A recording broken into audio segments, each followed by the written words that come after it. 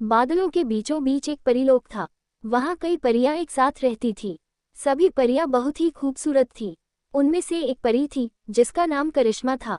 करिश्मा बाकी परियों से थोड़ी अलग थी।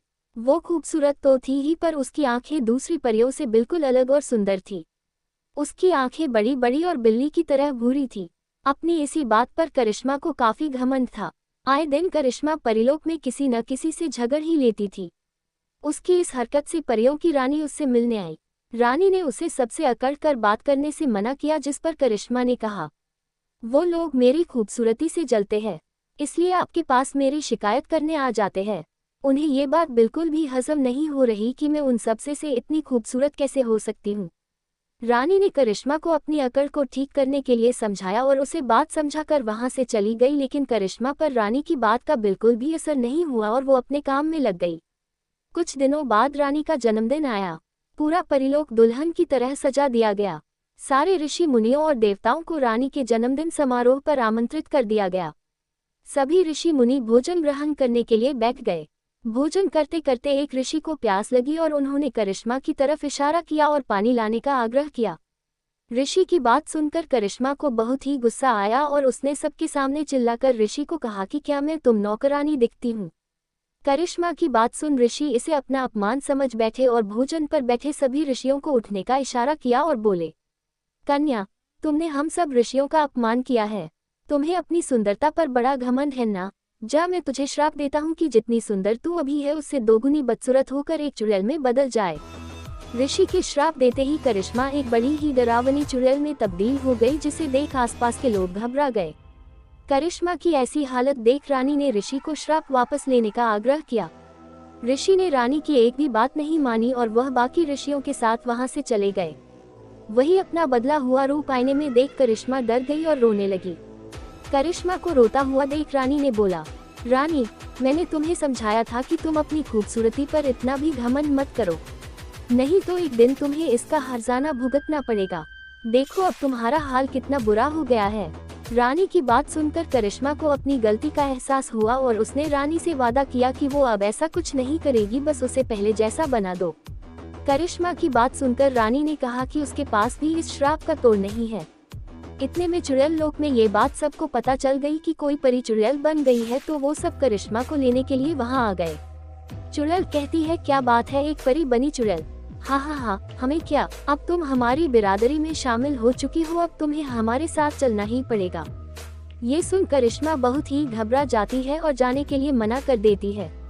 तभी रानी ने करिश्मा को कहा कि तुम्हें जाना ही पड़ेगा। ये उसूल है परिलोक और चुड़ैलोक का, तुम मना नहीं कर सकती। पर मैं पूरी कोशिश करूंगी कि तुम्हें वहाँ से जल्द निकाल लिया जाए। ना चाहते हुए भी करिश्मा को चुड़ैलों के साथ जाना ही पड़ा। जब वो चुड़ैल लोक पहुंची तो वहां का नजारा देखकर डर गई। वहां काफी गंदगी थी और हर जगह जानवरों के मांस के टुकड़े पड़े थे। ये देख वो रोने लगती है, जिस पर चुड़ैल उससे चुप रहने के लिए बोलती है और ये भी कहा कि अब वो कभी भी परिलोक नहीं पहुंच पाएगी। ये सुन करिश्मा डर गई और पूरी रात बस रोती ही रही। अगली रात होते ही सारी चुड़ैलें अपने अपने शिकार को तलाशने निकल गई और उन्होंने करिश्मा को भी आने के लिए बोला, लेकिन करिश्मा ने उनके साथ जाने से साफ मना कर दिया। ये सुनकर चुड़ैल को बहुत ही गुस्सा आया और उसने करिश्मा को उसकी जिंदगी खराब करने की धमकी दी। ये सुन करिश्मा को उनके साथ जाना ही पड़ा। सारी चुड़ैलें जंगल में शिकार की तलाश में निकल गई। तभी उन्हें एक छोटा बच्चा दिखाई दिया, जिसे देख सभी चुड़ैलों ने उसे खाने की कही। बच्चे को खाने की बात सुन करिश्मा ने सभी से उसे न खाने की विनती की, लेकिन चुड़ैल उसकी नहीं सुनती और उस बच्चे के पास चली जाती है, लेकिन वो बच्चा किसी से भी नहीं तरह डरता। दरअसल वो बच्चा अंधा होता है।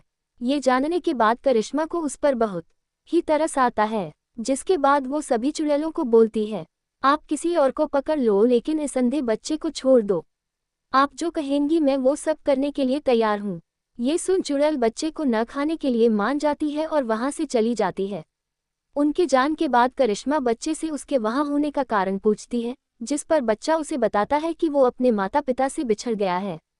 बच्चे की बात सुनकर करिश्मा कुछ नहीं बोलती और उसकी आंखों से आंसू झलक जाता है, लेकिन वो अपने आप को संभालते हुए बच्चे के जंगल में अपने माता पिता के साथ आने की वजह पूछती है।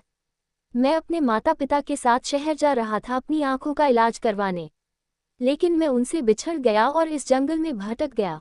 ये सब सुन करिश्मा को बच्चे पर बड़ा ही तरस आता है और वो अपनी आंखें बच्चे को दान करने की सोचती है और तभी अपनी दोनों आंखें निकालकर बच्चे की आंखों में लगा देती है और वो बच्चा देखने लगता है और वो बहुत खुशी होता है। तभी वहां रानी आ जाती है और वो बच्चा एक साधु में बदल जाता है। जिसके बाद रानी बोलती है, तुम्हारी परीक्षा पूरी हुई करिश्मा, तुमने वो काम किया जो आज तक कोई करने की हिम्मत नहीं दिखा सका। ये सुन करिश्मा ने रानी से कौन सी परीक्षा लेने की बात पूछी, जिस पर रानी ने कहा कि मैं तुम्हारे श्राप का तोड़ निकालने ऋषियों के सबसे बड़े गुरु के पास गई। उन्होंने खुद आकर तुम्हारी परीक्षा लेने का फैसला लिया और कहा कि आंखें किसी भी व्यक्ति का बहुमूल्य खजाना होता है, अगर तुम वो देने के लिए तैयार हो गई तो तुम दोबारा परी बन जाओगी और देखो तुमने परीक्षा पास कर ली। ये सब सुन करिश्मा बहुत ही खुश हुई। तभी ऋषि अपनी ताकत से करिश्मा को उसकी आंखें वापस कर देते हैं और उसे दोबारा एक सुंदर परी में तब्दील कर देते हैं। अपना अस्तित्व वापस पाने के बाद करिश्मा परी और ऋषि का धन्यवाद करती है और ये भी वचन देती है कि वो दोबारा अपनी खूबसूरती पर घमंड नहीं करेगी।